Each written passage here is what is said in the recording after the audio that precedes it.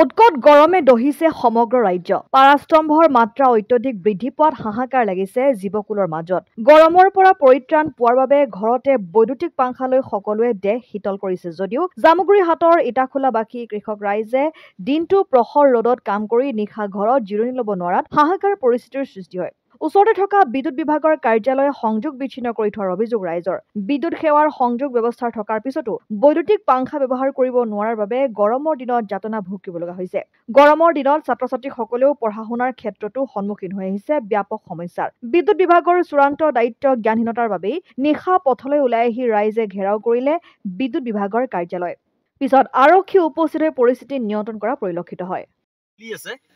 আজি কি হল মানে কি দুদিনৰ পৰা লাইটটো আমাৰ নাই মানে ইহঁতক ফোন কৰিলে কৈ লোড সেটিং সুধিছো কেনেকা ধৰণৰ লোড সেটিং আজি কৈছে আমাক যে প্ৰব্লেমটো কি হল যে মেইন নাই আমি আহিলৈ চাইছো ইহঁতৰ গোটেই সোপা লাইট জ্বলি আছে ইহঁতে এচিৰ তলত ফেনৰ তলত ধুনীয়াকে বহি আছে কিন্তু আমাৰ মেইন নাই তো ইহঁতৰ মেইনটো কেনেকা আছে বাৰু সেইটো সমস্যাটো মোৰ অকল নহয় গোটেই ৰাইজৰ হয়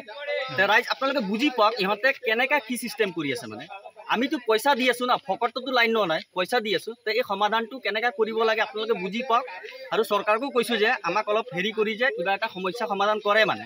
এই সিস্টেম জীয়াই থাকিব নোৱাৰে তাত মানে ৰাতিপুৱা গৈ কুঠিয়া মাৰিব লাগে এনেকা মাৰি লৈ ৰাতি আহি টোপনি নাযায় গৰমত দেখি সৰু সৰু ল'ৰা ছোৱালী আছে কেনেকা কি কৰি আপোনালোকে বুজি পাওক কৰিলে এখানে সমাধান কৰি দিয়ক আজি লাইন নাপালে কি কৰিব আজি লাইন নাপালে আমি নাযাওঁ ইয়াত আমি কোনো নাযাওঁ ইয়াত কিয় কাৰণে আমাৰ সমস্যাটো কোনোবাই বুজি পাইছে নাজানো বাৰু কিন্তু যাৰ ঘৰত ইনভাৰ্টাৰ নাই তেওঁ ভালকে বুজি পাইছে কিয় আমি তেনেকা পইচা পাতি থকা মানুহ নহয় ইনভাৰ্টাৰ থকা মানুহ নহয় আমি বহুত কষ্ট জীয়াই আছো আৰু এইখিনি আমি মানে কি মাহে মাহে লাইটৰ বিল ক্লিয়াৰ দিওঁ তথাপি আমাৰ প্ৰব্লেমখিনি আছে কিহৰ কাৰণে বাৰু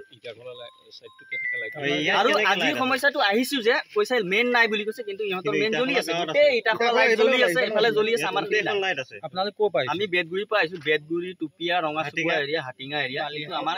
কোনোখিনিত নাই ইহঁতৰ লাইট জ্বলি আছে এই কাৰেণ্ট নোপোৱাৰ কাৰণটো কি বুলি ভাবে কি ক'ব এতিয়াতো ইহঁতে ক'ৰবাত কিবা চিষ্টেমেটিক কৰিছে নে কি কৈছে আমি ক'ব নোৱাৰো এতিয়া ইহঁতে বুজি পাব এইখিনি মই ক'বলৈও মানে কি ক'ম আৰু জামুগুৰিহাটৰ পৰা ৰাতুল হাজৰিকা ৰিপৰ্ট অসম আদিত্য।